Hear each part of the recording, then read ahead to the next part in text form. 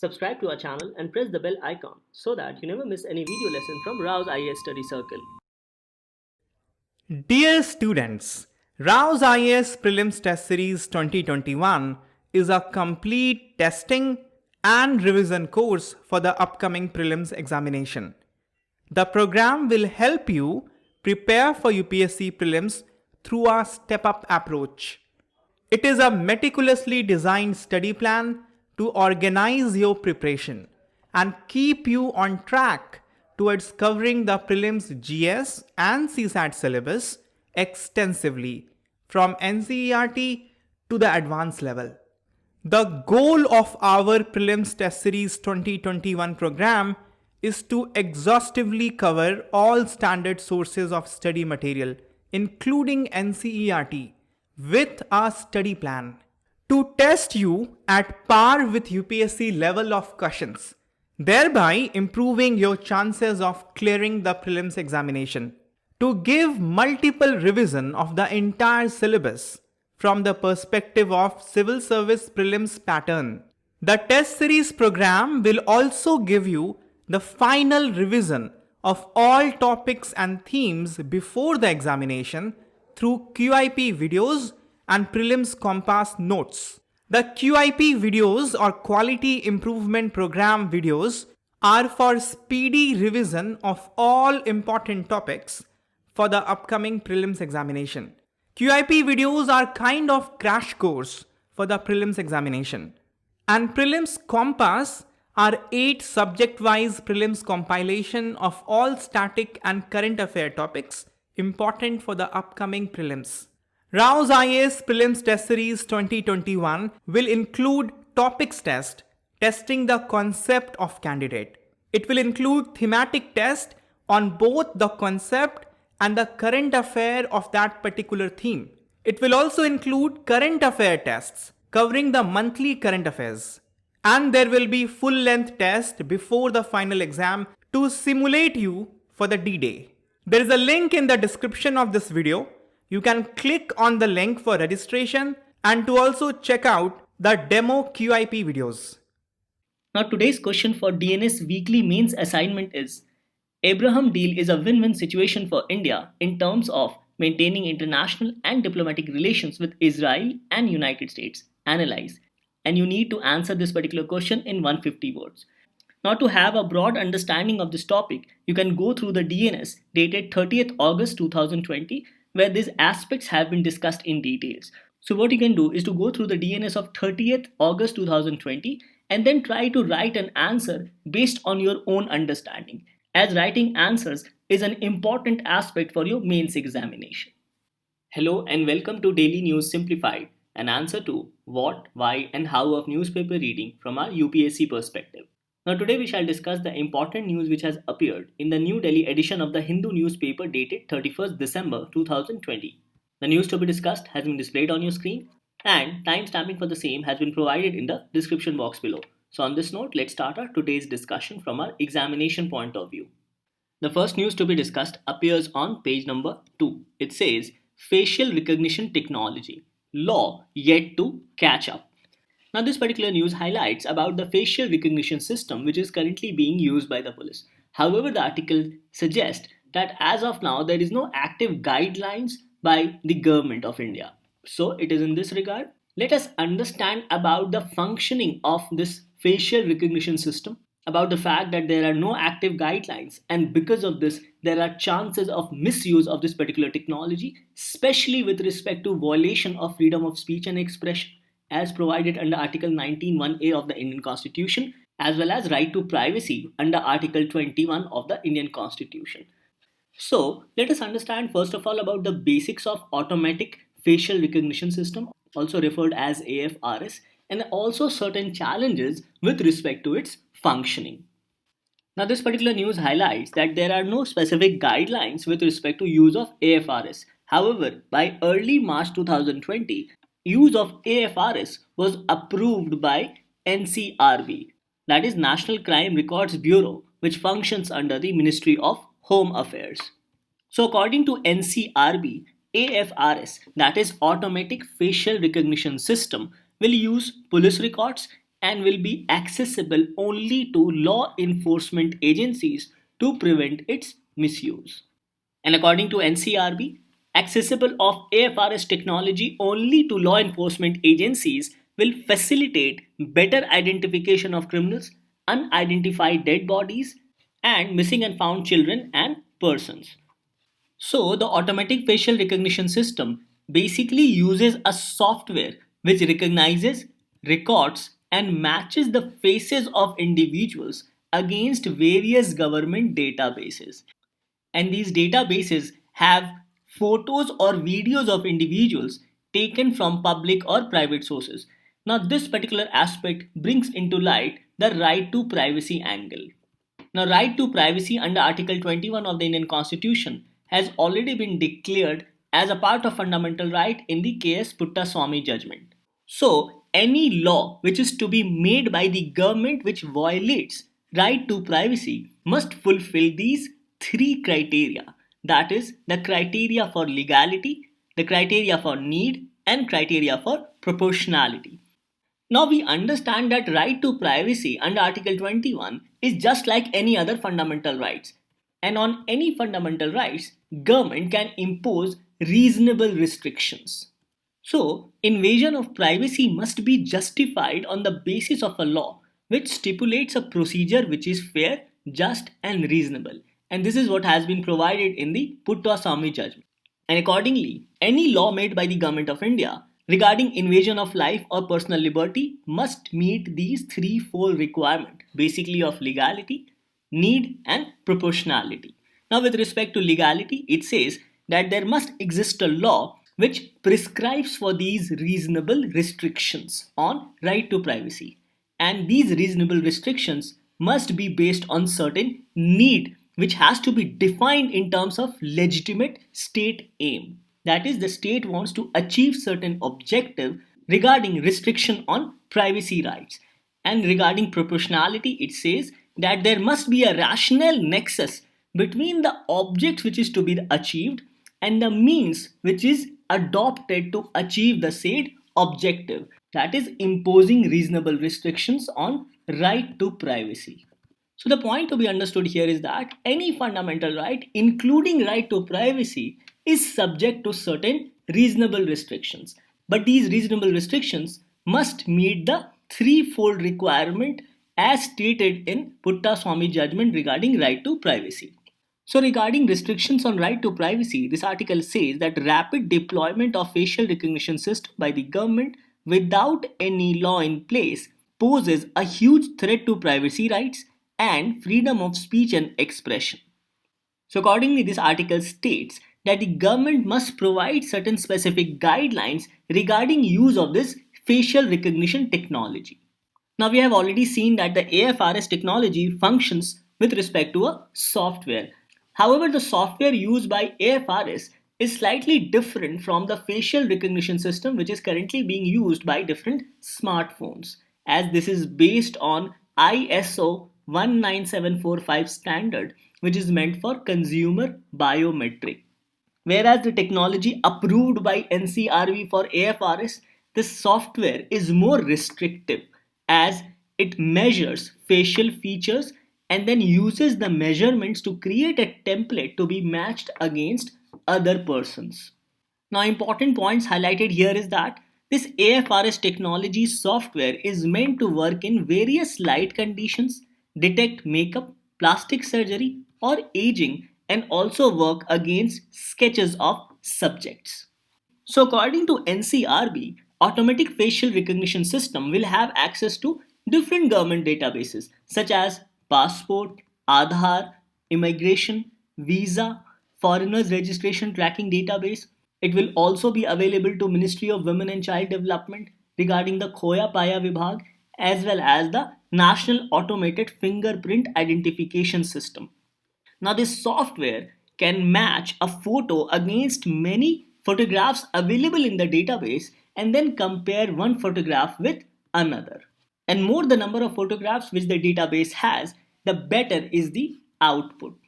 Now, with respect to the functioning of AFRS, the government has installed a centralized web application which will be hosted in Crime Record Bureau's data center in New Delhi, which will be made available to all police stations in India. So, all police stations in India having sufficient internet infrastructure can have access to AFRS technology to track criminals in their area.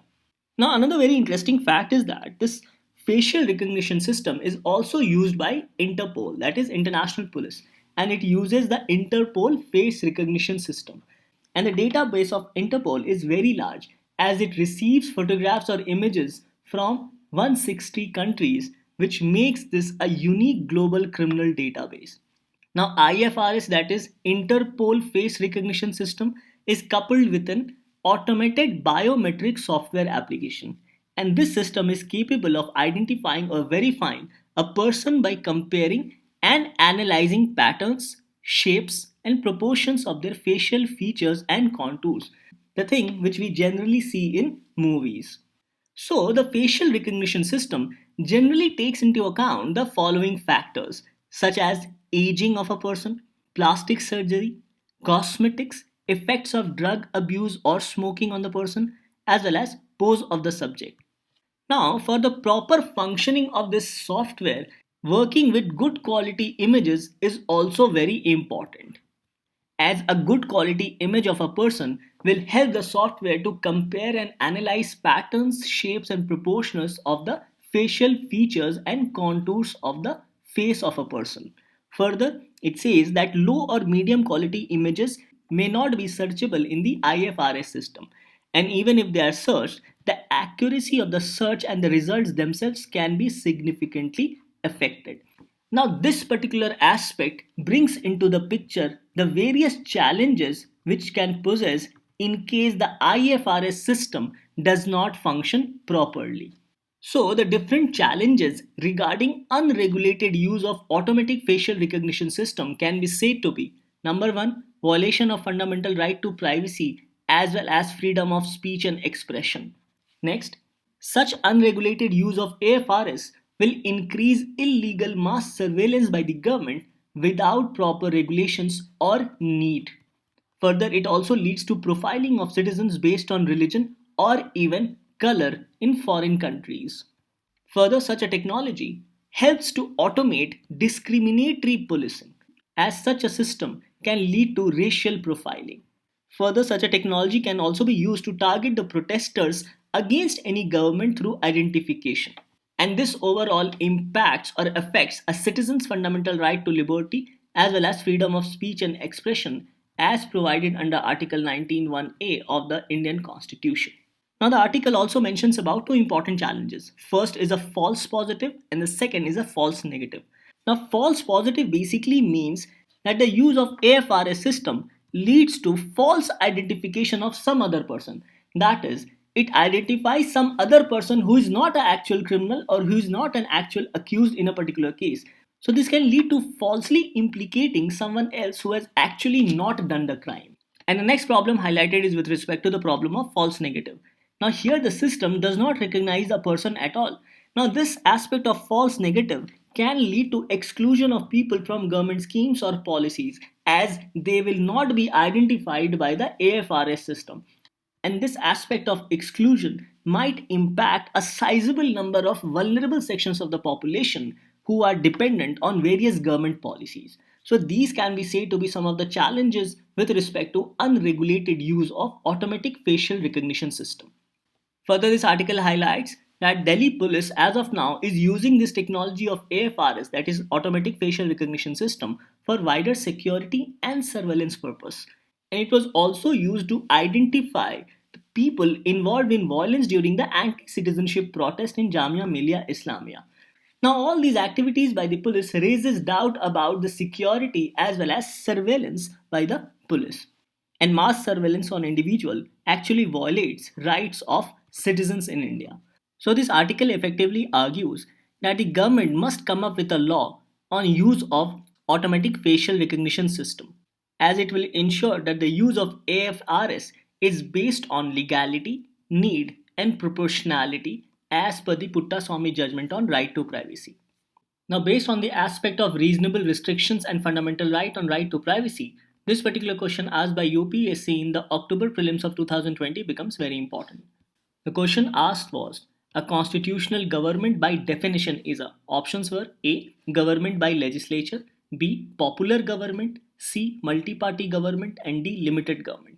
Now we understand that a constitutional government by definition is a limited government as powers of the government are limited through the constitutional provisions, and this can be easily seen with respect to fundamental right which has been provided under part 3 of the Indian Constitution, as state cannot take away fundamental right of citizens at its will. So state cannot arbitrarily take away any of the fundamental right of a citizen as per the Constitution of India. So in this regard, this particular question becomes very important to understand as it gives us the thought process based on which UPSC has started asking questions, especially in the section of polity and governance. Now, this topic on AFRS, that is Automated Facial Recognition System, becomes important from the prelims as well as mains point of view, as questions in prelims can also be asked and it gets covered under Indian polity and governance, and in the mains gets covered under GS paper 2 as well as GS paper 3. Now, under GS paper 3, this gets covered under challenges to internal security as well as role of media and social networking sites in internal security challenges as well as basics of cyber security. So it is in this regard this article becomes very important from our examination perspective. With this, let's move to the next article of discussion. The next news to be discussed appears as an editorial on page number 6. The news highlights Himalayan maneuvers. India did well not to meddle in the political crisis unfolding in Nepal. Now, this editorial mentions about the political crisis in Nepal and also the fact that India has so far maintained its restraint and has not meddled in Nepal's internal politics, whereas China, on the other hand, has extended its olive branch to solve Nepal's constitutional crisis. Now, what has happened in Nepal is that the Prime Minister KP Oli has dissolved Nepal's parliament, and this has given a serious blow to Nepal's political stability, which was achieved through an hard fought agreement between KP Oli's political party CPN-UML and Prachanda Dehel's political party CPN Moist Center. So, based on the agreement between KP Oli as well as Prachanda, they formed a new party, namely the Nepal's Communist Party, and thereby both of them reached an agreement with respect to sharing of power. So, according to this agreement on sharing of power, KP Oli and Prachanda would have led the government for equal period of time. That is, both KP Oli and Prachanda would have become the Prime Minister of Nepal for an equal period of time. And accordingly, KP Oli had to hand over Prime Minister's post to Prachanda after 2.5 years. But this did not happen. Instead, KP Oli made Prachanda executive chairman of Nepal Communist Party. But this did not went well with Prachanda, and since then several agreements took place between these two leaders. But there was not much success with respect to power sharing, as ideologies of KP Oli as well as Prachanda were completely different. So it is in the backdrop of disagreement between KP Oli and Prachanda, Prime Minister of Nepal KP Oli has dissolved the parliament and has called for fresh election which might be scheduled somewhere around April or May 2021.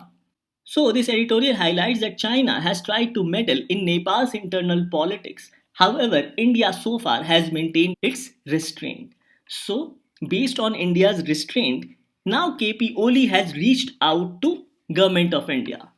Now, this is beneficial for India as it gives more space for India to take its next move, especially with respect to easing out of the bilateral relationship between India and Nepal.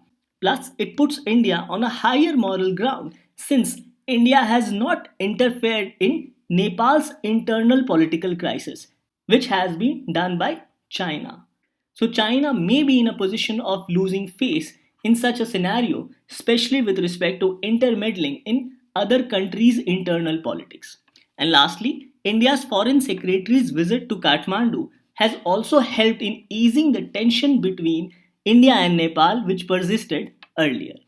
Thus, the issues highlighted in this editorial as of now is in transition. So, let's wait for the final outcome not only with respect to the constitutional crisis in Nepal, but also regarding India Nepal bilateral relationship. Now, this topic becomes important primarily from the perspective of mains and gets covered under GS paper 2, especially with respect to India and its neighborhood relations. And in the mains gets covered under GS paper 1, especially with respect to current events of international importance. So, with this discussion, let's move to the next news analysis. The next news to be discussed appears on page number 7. It says, give adequate time for a probe. Narrow timelines for investigation of sensitive cases create scope for procedural loopholes. Now, this particular article talks about Maharashtra Shaktee Act of 2020 and primarily mentions about the time given to complete the investigation process. Now, generally, the time given as per the Criminal Procedure Code to complete the investigation process is 60 days. However, with respect to the Maharashtra Shakti Act 2020, which provides for stern punishment in cases of rape, it states that investigation must be completed within 15 days and trial must be completed within 30 days. Now, this is at complete odds with respect to the provision of Criminal Procedure Code, which provides 60 days for completion of investigation.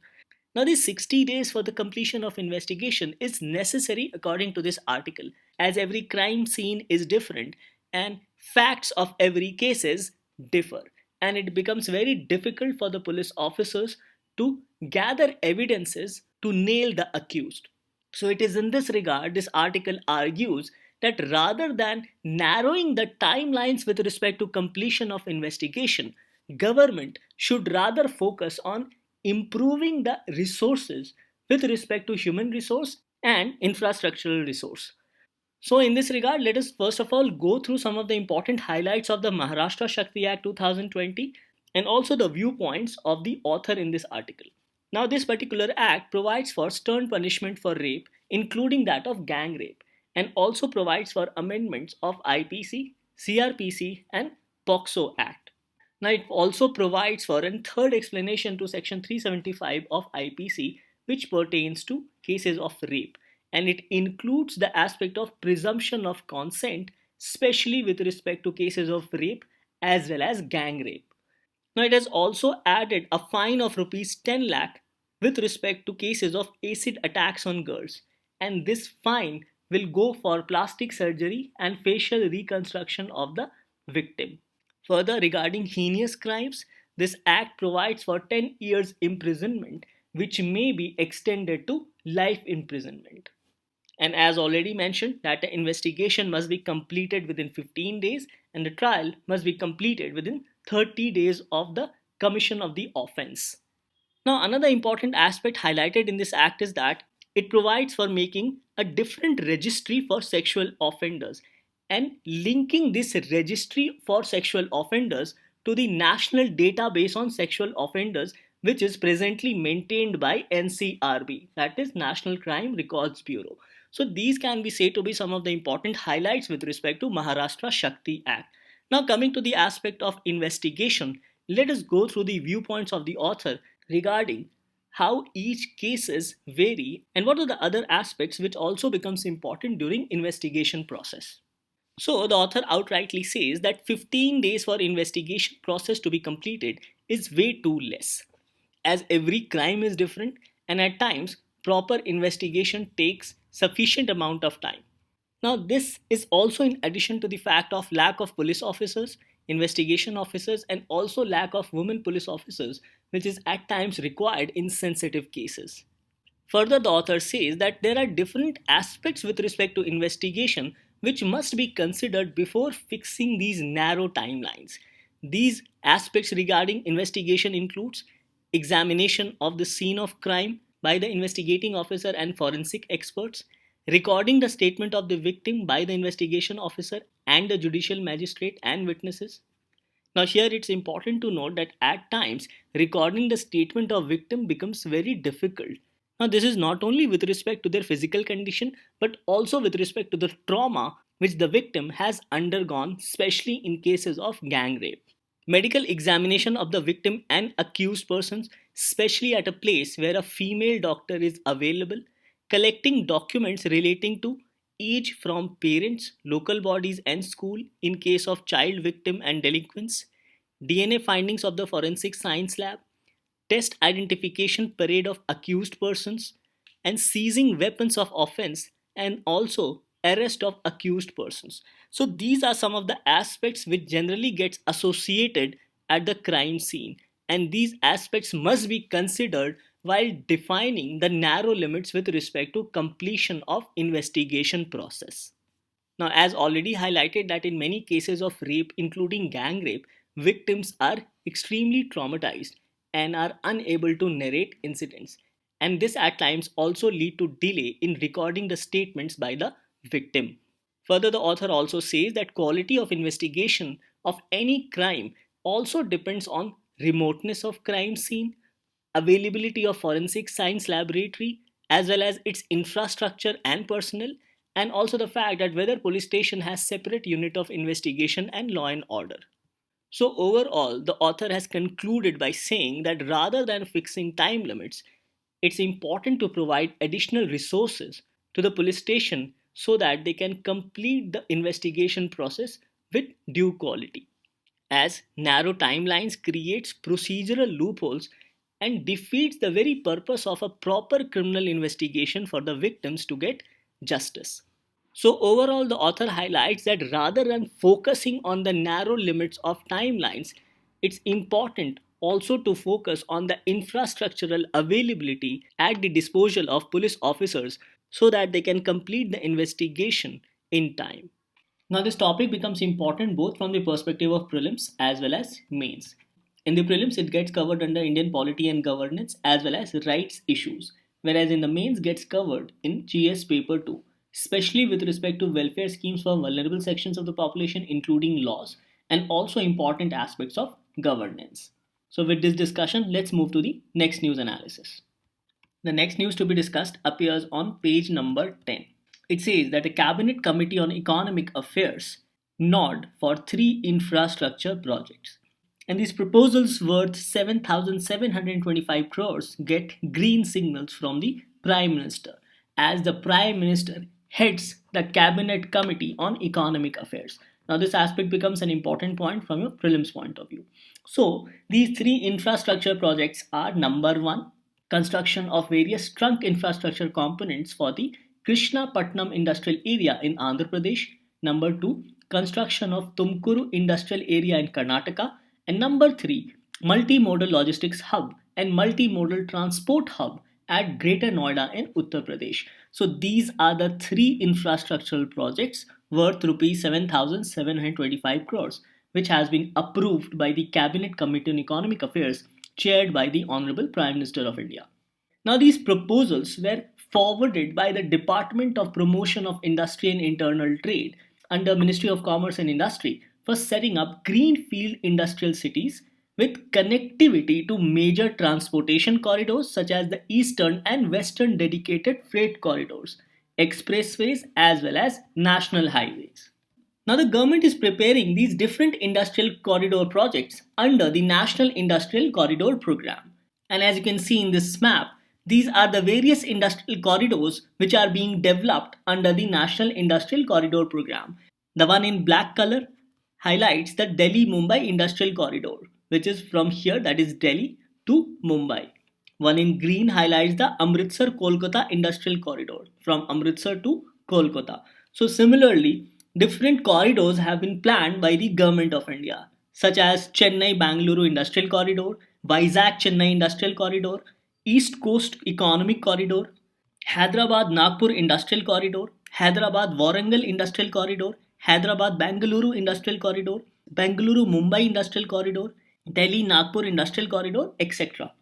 Now, the objective of Industrial Corridor Program is creation of greenfield industrial cities, and the idea is to create sustainable plug and play ICT enabled utilities. That is, a city having all the infrastructure facility with respect to information and communication technology, as such an infrastructure will not only facilitate the manufacturing investments in the country, but it will also provide quality, reliable, sustainable, and resilient infrastructure for industries. And overall, it will create more job opportunities in the country. Now, such a developmental process will also attract investments in India, especially in the manufacturing sector, and this will help to position India as a strong player in the global value chain. So these can be said to be some of the benefits of these industrial corridor program. So if a question is asked in your upcoming mains examination regarding the benefits of industrial corridor program, then you can highlight these important aspects mentioned here. Further, the corridor programs also thrives to achieve the objective of Atmanirbhar Bharat, as it will ensure growth of industries and will also create avenues for investments across the country. Another important aspect highlighted here is that these projects have been planned on the backbone of multimodal connectivity infrastructure. Further, the Krishnapatnam industrial area in Andhra Pradesh and Tumkur industrial area in Karnataka falls under the Chennai-Bangalore industrial corridor, and these have been approved to kickstart the development in Chennai-Bangalore industrial corridor project.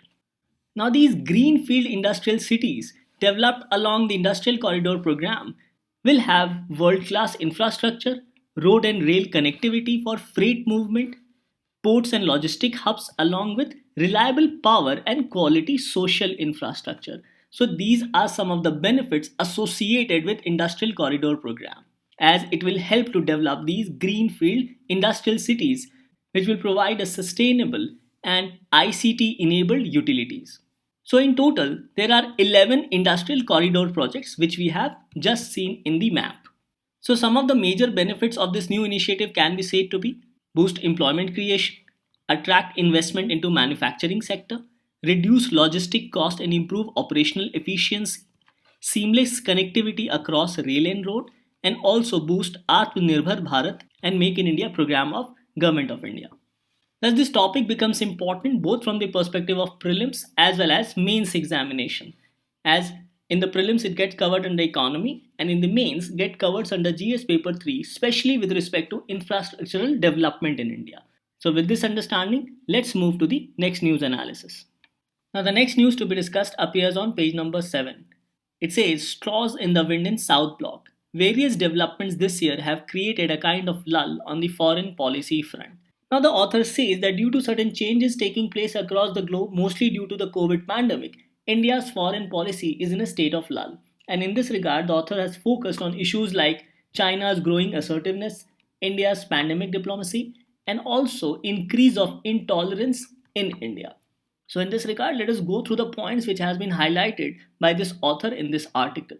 So, some of the issues which have created a lull includes impasse on the border with China, escalation along LAC in Galwan Valley, severe restrictions on travel, especially due to COVID-19, unsettled situation in United States, especially after it was confirmed that Joe Biden is the new president-elect, game-changing developments in West Asia, including Abraham Accord, which was a peace negotiation signed between Israel, UAE, and Bahrain, assassination of Iranian nuclear scientist. So, overall, the author says that Chinese aggression has left Indian foreign policy with limited options. Now, the author also says that the comfort which Modi administration had with Trump administration will be tested as Joe Biden becomes the new president of United States of America. Now, on the pandemic policy front, the author says that initially India provided medical supplies to many countries, including SAARC nations, and it is now engaging in different collaborations to provide supplies of COVID vaccine. Further, during the pandemic, India also played a key role in bringing back its citizens and the citizens of neighboring countries home during the COVID lockdown. Now, the author has also mentioned about mixing foreign policy with defense policies. Here, the author says that there has been an increasingly visible integration of foreign and defense policies. Now, here, example can be said to be 2+2 dialogue between India and United States. Visit of Chief of the Army Staff and Foreign Secretary to Myanmar. Further, Nepal also saw the visits of Chief of the Research and Analysis Wing, the Chief of Army Staff and Foreign Secretary, and all this has taken place because of India's disturbed neighborhood. And in this regard, the author says that India still has unsettled borders with its neighbors, including Nepal. And lastly, the author highlights about terrorism, where he says that India has been at the receiving end of terrorism, which is supported by Pakistan. Now, the author has also mentioned about the fact that India has distanced itself from globalization, as India has not joined RCEP, Further, India is now focusing on Atmanirbhar Bharat to reduce dependency on Chinese imports. However, the author believes that only by boycotting Chinese goods and investments is impractical in the present times. And lastly, the author mentions about increasing intolerance and international criticism, where the author highlights that the Foreign Minister Jaishankar refused to meet Democratic Congresswoman Pramila Jayapal because of her views on Jammu and Kashmir. Further, Senator Bernie Sanders and newly Vice President-elect Kamala Harris of United States has criticized India for silencing its critique. Further, India also boycotted a ministerial meet on COVID-19 convened by Canada. This was because the Prime Minister of Canada, Justin Trudeau, gave a statement in support of the farmers who are agitating against the government. As Government of India said that any statement by Prime Minister of Canada or its cabinet ministers amounts to and constitutes an unacceptable interference in our internal affairs. So these are some of the highlights which the author has presented in this present article. So you can go through this article as to what has happened in the last year, especially with respect to the international relation aspect. Hence, this news should be read keeping GS paper 2, especially regarding international relation in mind. With this, let's move to the next news discussion. The next news to be discussed appears on page number 9. The news highlights government nod for missions in Estonia, Paraguay, and Dominican Republic. Government of India says that it will help expand India's diplomatic footprint. So, you need to know about this news with respect to current events of international importance from your prelims perspective and from the perspective of world map, as you need to know the location of these three countries.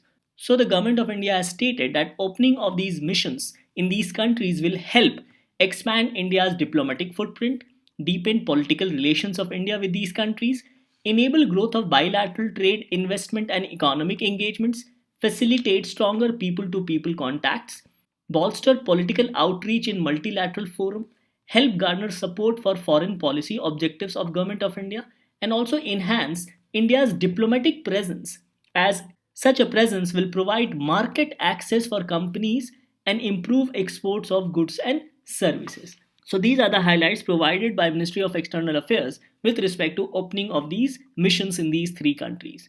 Now regarding the aspect of world map, Estonia is situated in Europe close to Baltic Sea, as you can see in this map, and it is surrounded by Russia as well as Latvia. And Estonia opens to Gulf of Finland as well as Gulf of Riga. Then the next country is Paraguay, and Paraguay is in South America. And Paraguay is bordered by Bolivia, Brazil, and Argentina. And the third country is Dominican Republic, which is part of the Caribbean, and it is between the Caribbean Sea and the Atlantic Ocean. So in this particular news, you need to know about the locations of these three countries on world map. With this, let's move to the next news of discussion. Now, the next news to be discussed appears as a lead article on page number 6. It says, separating the wheat from the agri-policy chaff. In the farm laws debate, the focus should be on the exchequer farm subsidies issue and spending on farm subsidies. Now, this particular article highlights the structural problem in Indian agriculture, as it says that the government is spending more on agricultural subsidies rather on enhancing public investment in agriculture, as more investment in subsidies has resulted in lower price realization for Indian farmers. Now, this particular aspect has been discussed in detail in the DNS dated 16 December 2020 by Baswa sir. So, go through this particular DNS to understand the structural problems faced by Indian agriculture. So, overall, the article mentions about enhancing public investment in Indian agriculture. And public investment in agriculture refers to long term investment in agriculture which benefits all farmers, which is environmentally sustainable, and which addresses the structural problems of agriculture and enhances income of farmers. Now, examples of such investments includes expansion of irrigation, investment in marketing infrastructure, cold chain infrastructure, research and development for improved seed varieties, investment in technologies, etc. And also financial support to SHGs and also promotion of mechanizations. So you can go through all these aspects in detail, which has been done by Baswa sir in the DNS dated 16 December 2020. Now, based on our discussion, this becomes your practice question for the day. So the question is, which of the following can be said to be enhancing public investment in Indian agriculture? Options are: first, expansion of irrigation; second, investment in cold chain infrastructure; Third, promotion of farm mechanization. And fourth, providing more subsidies to farmers. So the question is select the correct answer using the code given below. Options are A 2, 3 and 4 only, B 1, 2 and 3 only, C 1, 3 and 4 only, and D 1, 2 and 4 only. Now coming to the answer of yesterday, the question was with reference to fly ash, consider the following statements. Options were first, fly ash can be used in the production of bricks and replacement for some of the Portland cement, and second, fly ash is made up of silicon dioxide and calcium oxide and is acidic in nature. The second statement is incorrect. So the question was which of the statements above are correct. So the correct answer is A, that is one only. So with this we come to an end to today's newspaper. Now there is an announcement for you. On the eve of New Year tomorrow, there will be no DNS, and the DNS videos will resume from 2nd of January 2021. So from Rao's IAS Study Circle, we wish you a very happy New Year 2021. Hope this new year brings you health, happiness, and lots of success in your UPSC examination. Thank you.